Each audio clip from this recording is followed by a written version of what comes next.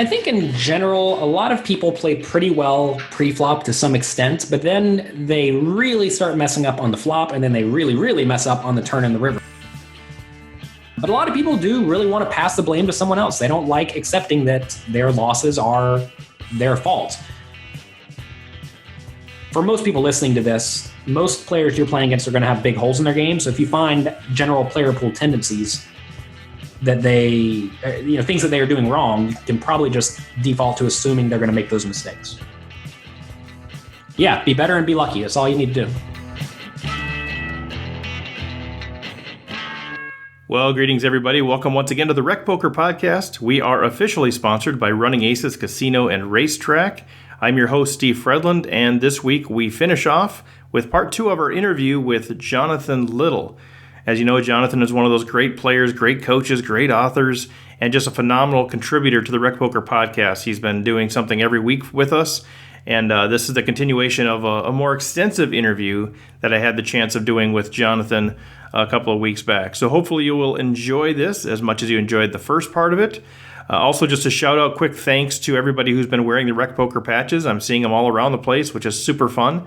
I'm not a great promoter myself, so I appreciate those of you who are willing to wear the patch, tell people about it, tell people where they can find it, which is pretty much anywhere, iTunes, Stitcher. They can find it on the Running Aces website, runaces.com/recpoker. So I appreciate everybody who's helping out in that way.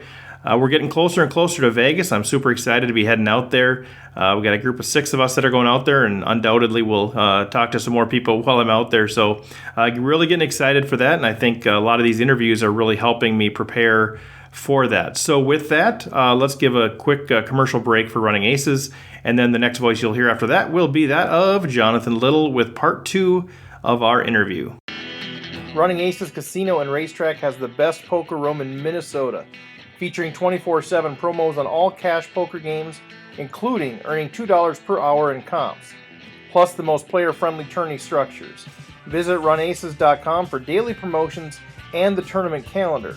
Running Aces Casino and Racetrack, the official sponsor of Rec Poker. So this is maybe an unfair question, but as you look at all of the tournaments that you play and all the things that you've seen sort of evolve in the game over time, when you sit down at tournaments, what are those things that you're still seeing less experienced players do that are still those glaring things that you say, yeah, that they're clearly making a mistake over and over again in this sort of realm? What are those things? I think in general, a lot of people play pretty well pre-flop to some extent, but then they really start messing up on the flop, and then they really, really mess up on the turn in the river. And that's because they have not had enough time, and they've not been in enough situations where they're playing the turn in the river. And this very often leads to a lot of recreational players vastly overplaying hands that they think are good, like top pair. Like say you're playing 300 big blinds deep early in a $3,500 buy-in World Poker Tour event. If you raise and someone calls and the flop comes king 7-6, if you bet and they raise you, a lot of these recreational players will re-raise because they think they have the best hand, right? Ace king on king 7-6 is pretty good, but if your opponent wants to put in 300 big blinds, it's not very good at all. You're probably drawing dead, and they don't quite realize that. So vastly overplaying hands like top pair is one very clear mistake that occurs. Another thing that happens a lot is players will raise pre-flop, continuation bet the flop nearly every time, but then play really straightforwardly on the turn. And against those players, you can just call in position a lot, call almost every flop bet, and then win every time on the turn when they don't have anything, which is going to be about 60% of the time. So you end up winning the pot for free about 60% of the time, and then sometimes you have the best hand as well. So that's another mistake. This is an example of where people have a very clear hole in their game. Their entire turn checking range is looking to check fold. And when that's the case, they're really easy to play against. You want to make sure you are using strategies that are not easy to exploit. And there are some spots that are just so easy to get to. If you're easily exploitable in those spots, that's going to be a pretty bad thing for you. So you want to make sure your checking ranges are not always just check folding. You want to make sure you're check calling sometimes and maybe check raising sometimes, depending on the board. Do you think that, as I look at both those situations, they seem quite different, but part of my theory is that a lot of us recreational players are motivated by fear. And in the first one, we're overplaying top pair because we're afraid that we're just getting pushed off by a better player. And in the second one, we're checking too much because we're afraid that, we don't want to play big pot with a marginal hand, or, I mean, they're different situations, but I'm just wondering what your thought is on why do you think that we have those big holes in our game? Is it just lack of reps? Is it just less experience, or is there some emotional, construct in our brain that is limiting us? Well, I'm sure it's different for every player, but I definitely think that most players who play similar stakes or against similar opponents end up playing in roughly the same way. For example, if you're playing $100 buy-in tournaments, you're probably fine just getting it all in with your top pairs every time, because most people are going to be overvaluing hands in those terms. They think King Jack on King 7-6 is the nuts, and they're willing to get it all in. And in those smaller stakes tournaments, very often you're not playing very deep stacked. So getting it all in for 75 big blinds is not a big deal. But whenever they start moving up to higher stakes tournaments where you are playing deeper stacked, getting in with those hands is a disaster. So they often are learning a strategy to beat a specific game in terms of big blinds. A lot of people don't realize that 75 big blind poker is very different than 300 big blind poker. And that's very different than 15 big blind poker. This is why tournaments are so hard, because you have to learn to play all the stack sizes reasonably well. If you have one stack size where you just butcher every time, well, that's not going to work out so well for you, because you're going to have to play that stack eventually. But people typically learn from their peers, and their peers are often not winning at the higher stakes. So they need to learn from people who are higher up than them. Sorry. How would you recommend then, how do we, without the existence of a coach, and maybe for some of us, we don't have a great posse of people around us, but how do we start to recognize the holes in our own games? I mean, I think when people talk to me about it, it's usually in the form of a bad beat. I can't believe that donkey did this, or I can't believe whatever. We start to, I don't think we're really accountable for our own play. What advice would you give to those of us who are looking, we know we have holes in our games, but we're having difficulty kind of identifying where they are? What would you recommend? Well, pokercoaching.com is an easy way to figure out those holes really quickly. But also, there are various poker forums online. I have one at pokercoaching.com where you can go there, sign up for free, and post hands. And we have a good community there where reasonable, nice poker players will answer your hand questions, because we're not a trolley community like some of the other forums out there where everyone's just trying to hate on each other. We're all actually trying to get better at poker together. So it's almost like a study group of like-minded people who are actively trying to get good. But a lot of people do really want to pass the blame to someone else. They don't like accepting that their losses are their fault. You have to be honest with yourself in all games and in life if you want to do well at it. And you can't just say, oh man, I continuously get unlucky, because you do not continuously get unlucky. I mean, sure, you're going to run bad sometimes, but that is part of life. And you need to be able to look at your hands and say, okay, this was a fine spot. Usually people like to show the bad beats, or they like to show spots where maybe they think about making some gigantic fold. Like someone sent me a hand today. I have this thing called my inner circle where I get online for about 2 or 3 hours and people can just call in and ask questions. And I also present a webinar on a specific topic. Today it was how to play top pair when you get raised.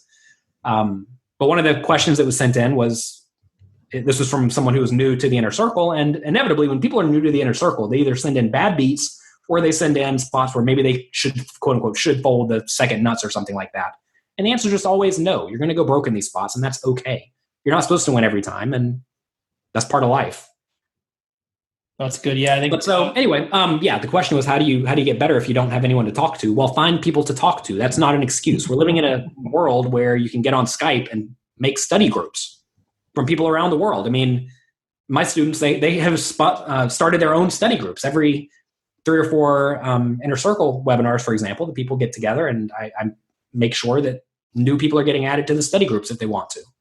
Yeah, because I understand that a lot of people are playing in rural areas, or maybe they're playing online and they don't have anyone to talk to about poker. I mean, whenever I was a kid, I had no one in my life to talk to about poker. I didn't meet another poker player until I turned 21. So 18 to 21, I never met a single poker player in real life.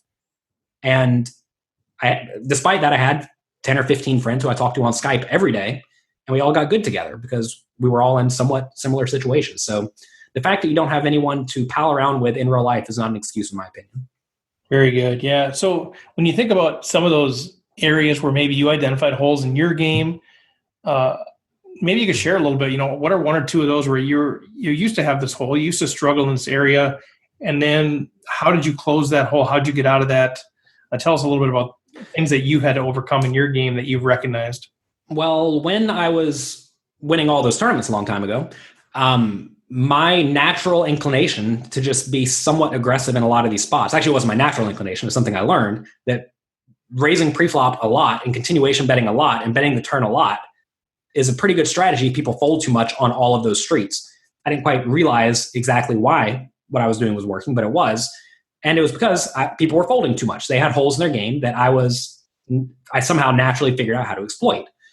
And eventually people realize that you can't fold to every continuation bet on the flop unless you have top pair or better.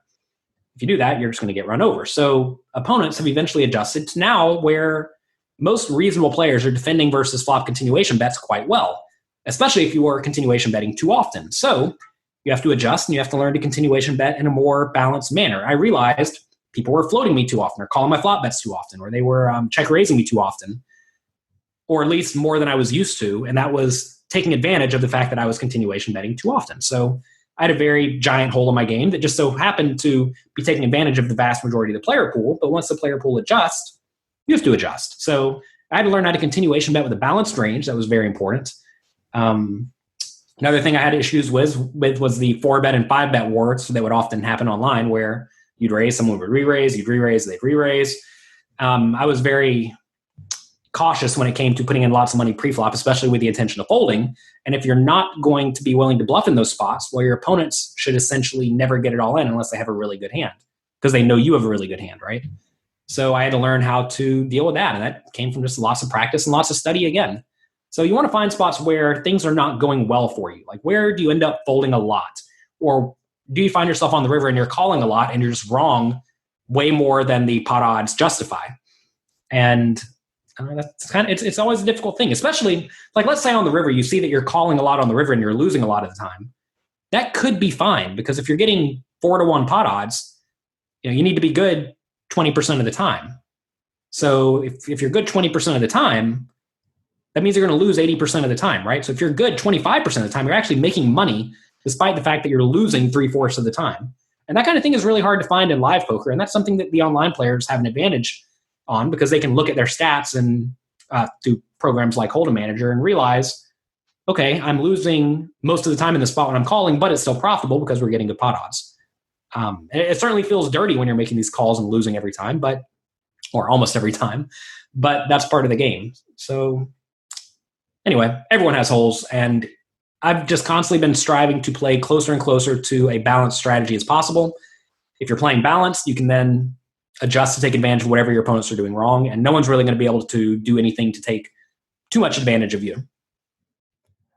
So in terms of broad frameworks, I mean, there's the whole GTO, game theory optimal approach, and then there's the whole exploitive approach, and maybe there's more that I'm not even aware of.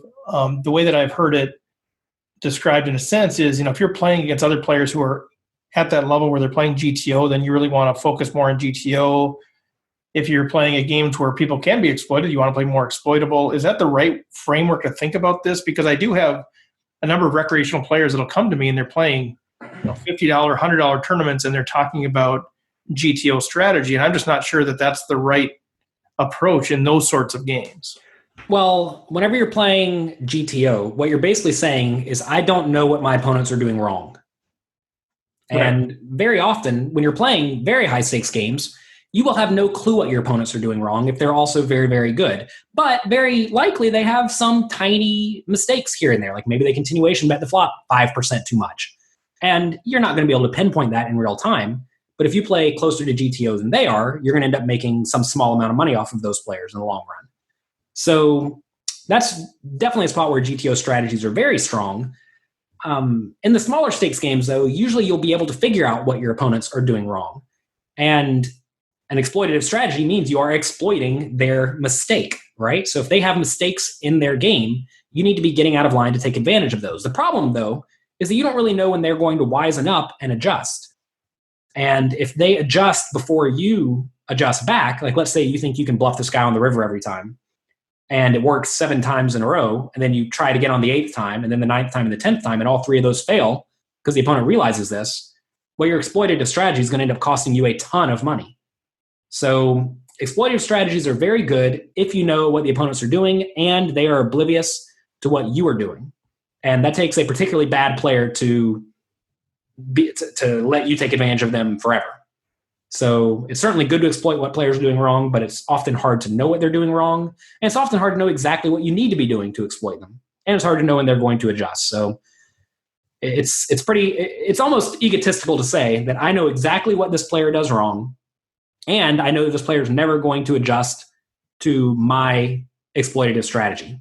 Just because in today's games, most people are at least somewhat competent. So how would you then characterize a general optimal strategy? I know you're always adjusting to the table, but is your optimal strategy then defaulting to GTO and exploiting where you see the mistakes being made, or how do you characterize that in that language? Well, there are player pool tendencies. These are often things that the general player does incorrectly. Like we were discussing earlier, a lot of people stack off with top pair way too lightly when playing deep stacked because they don't know how to play deep stacked very well, right? So that's going to allow me to, well, first, what do you do against someone who's going to stack off too often with top pair? Well, you want to play hands that can beat top pair. So that's going to lead to you splashing around a lot before the flop with stuff like suited connectors and pairs and whatnot, trying to make flushes and sets and two pair. So you want to play hands like that. And then once you make these hands, you are banking on the fact that these players are not going to be able to fold their big hands. If they start folding their big hands, well, now all of a sudden, all these splashy implied odds hands you're playing may become unprofitable because you're not getting paid when you do make your good hands. You're not going to make very many good hands. So when you do make them, you need to get paid. So that's a situation where I'm making adjustments right off the bat to take advantage of the opponent's likely mistakes. And as long as they keep doing that, I'm going to keep splashing around. But my general thought when I'm playing against very good players is to show up and just play GTO. And against most recreational players, I'm not doing anything insane at the beginning of the tournament because I don't know what they're going to do wrong. I don't know what adjustments to make.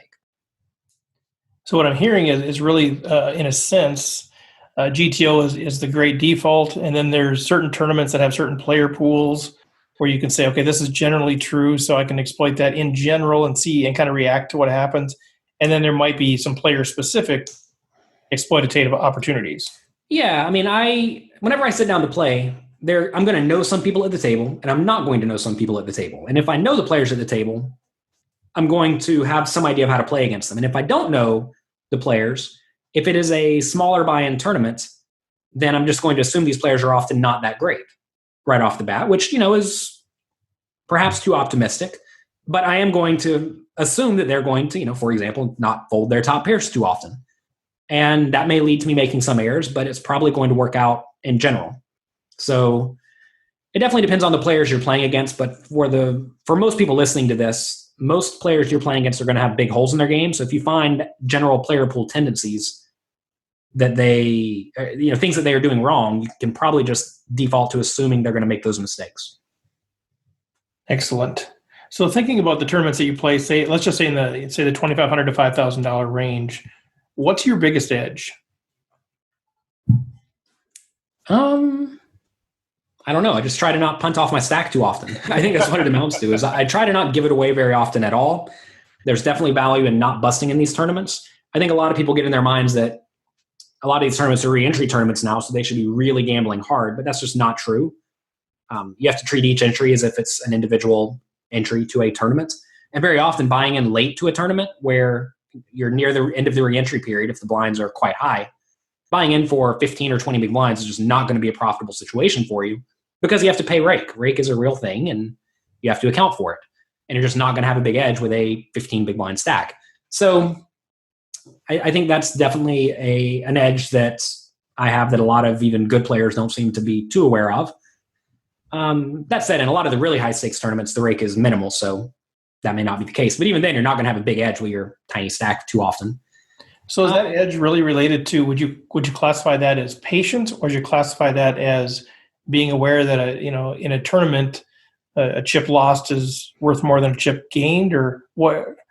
Why is your edge, punting less?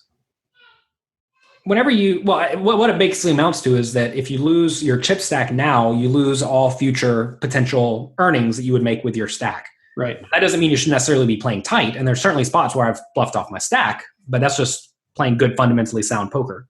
I think a lot of people, when they get short, they end up getting somewhat desperate or annoyed or whatever they are. And they either want to double up or be done. And that's just a horrible mindset. I mean, I remember one time at the World Series, this guy came to my table with something like 4 times average. He got unlucky twice to get down to 2 times average. And then he was just so annoyed and angry and just like gave his stack away. The other 2 times average stack, right? Because he was so angry that he lost half of his money. And that's just a horrible mindset. But I feel like I just generally play better than other players. Just make better decisions is what it amounts to in almost all spots.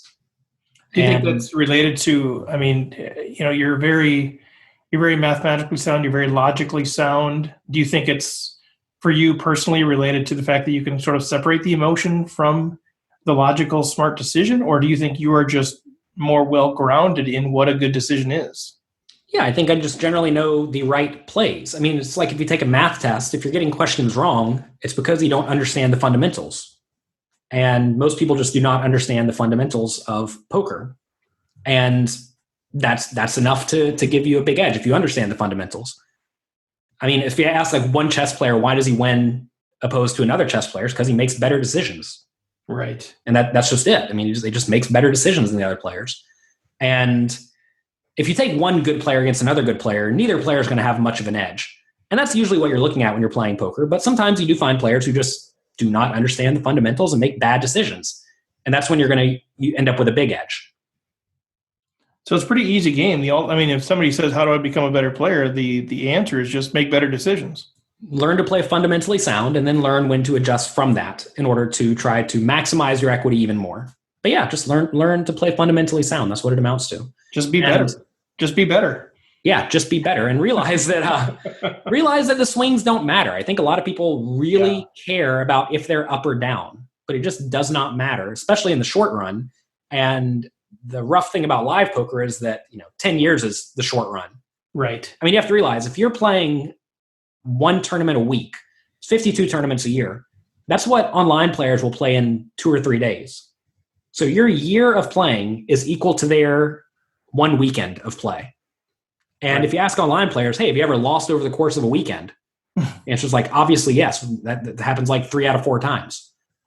And so that means that 3 out of 4 years, you should expect to be down. And I think a lot of people are not ready for that.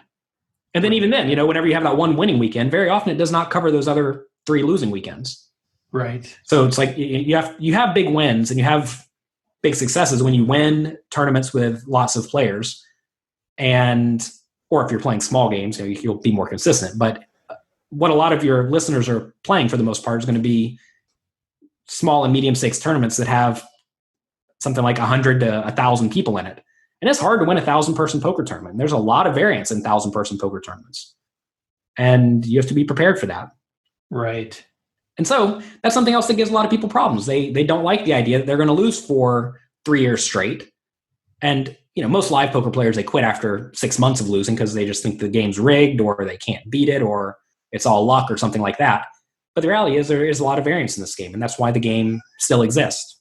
Right. That's why we have things like Rec Poker Podcast, because it gives us hope that we can actually become winning players or at least win a big tournament because we actually still have a chance against people like Jonathan Little because if it was completely all skill, we'd have no chance. Well, one thing you're going to find is that a lot of the online players play a lot of volume. A lot of the best players in the world at some point in their life have played a ton of volume, meaning they played a lot of tournaments. And they realize that if you play a lot of volume, you will eventually have somewhat consistent results. Right. But if you don't play a lot of volume, you're not going to have consistent results. So what it amounts to is a lot of live players don't put in a lot of volume. And I mean, myself included nowadays, I realize I don't put in a lot of volume. And I should not expect consistent earnings. You'll hear a lot of people saying things like, yeah, I'm going to go play 2-5 to try to pay for my tournament buy-ins or something like that. But that's ridiculous because you're going to lose. You're going to have losing sessions. And you cannot count on poker to make consistent money. And I think a lot of people have it in their minds that they should be able to do that. Or maybe in the past they have run decently well and somewhat consistent. And then whenever they inevitably don't, they just can't comprehend what's happening. And they start doubting themselves and they end up playing poorly or even worse. They play worse poker and they end up maybe they end up gambling or playing too high, and then they end up going broke. So right. A lot of people are just delusional about what the game is. Right. All I try to do is show up and play my best, study a lot on the side, and not worry about the swings. Yeah, and we know that eventually, statistically, we will all have reversion to the mean of what our ROI is. But the problem is, most of us never play enough to really realize what that full reversion to the mean is. Yeah, it's kind of interesting. Like that year period you mentioned earlier, where I just won every tournament. I could probably lose for like the next 5 years, lose every tournament I play for the next 5 years. I'm still going to be up in terms of expectation, even if I think I'm going to have like a 30% ROI or something like that. And that's kind of scary to think that I could just lose all this time and it would just be normal. Nothing to see here. Right. Because I mean, I've had my 3 or 4 gigantic successes, and it's scary, but it is what it is. It's what I signed up for. Right. I think a lot of people don't understand that when you sign up for something, you don't really need to be complaining about it. Mm-hmm. Well, I think that's right. I think a lot of people are entering the game, probably myself included, even though I'm an actuary, I'm a statistics guy. I understand variance, understand probability. But, when I first started playing poker 6-7 years ago, I didn't really understand the variance that was involved in poker. And I think most players entering the game they don't really know what they're signing up for. Yeah, that's true. There's, I forget the name of the website. I think it's called pokerdope.com that has a variance calculator for tournaments. And you can basically enter something like, let's assume I have a 20% ROI and I'm going to play 1,000 tournaments, and it'll run the simulation 10 times. And you'll see how often over that 1,000 games will be up or break even or down or whatnot. Right. And you can run it over a short period of time, like 50 games, like a year, 1 tournament a week. And you'll see it's almost always down over the course of a year. And that's playing with some small edge, which is reasonable for fast-paced, small stakes tournaments. And that kind of thing is important. Understanding what you are signing up for is a very important skill in life. Yep. No, that's a really good point. As a new dad, you're signing up for a certain thing when you decide to do that. Yeah, it's tough. Like becoming a parent is an interesting one because you can't really know what it is to become a parent unless you take over someone's kids for 6 months or something like that. So that's a lot of fun. So, well, Linda, as we wrap up here, I want to respect your time too. We've talked about pokercoaching.com. We've talked about excelling at No Limit Hold'em. Talked about a few other things, but give us kind of the pitch again on how people can plug into what you're doing, what you'd recommend for certain people at certain levels, or how they just generally can connect with you. Well, if they want a book on how to develop fundamentally sound strategies, that was my most recent one. It's called Mastering Small Stakes No Limit Hold'em. This is another very big book. It's about 500 pages with lots and lots of range charts. And it basically teaches you how to think in terms of ranges and then how to adjust to take advantage of the players you're likely to encounter in the small stakes games. It's not an easy read. It's going to take you time, but I definitely think it is worth it if you actually want to win at poker.